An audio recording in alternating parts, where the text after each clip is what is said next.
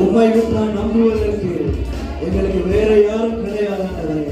என்ன நடந்தாலும் என்ன நேர்ந்தாலும் உண்மையை நாங்கள் நோக்கி பார்க்கிறோம். உங்களுடைய வசனத்தை நாங்கள் கேட்கிறோம். உங்களுடைய வசனத்திற்கு நேராக எங்கள் காதுகளை திருப்புகிறோம். நன்றி அப்பா, நன்றி அப்பா, நன்றி அப்பா.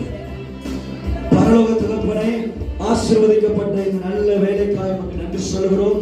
இந்த ஓய்வு நாள் ஆராதனை எங்களுக்கு ஆசீர்வாதமாய் மாற்றி கொடுத்த கிருபைக்காய் நமக்கு நன்றி.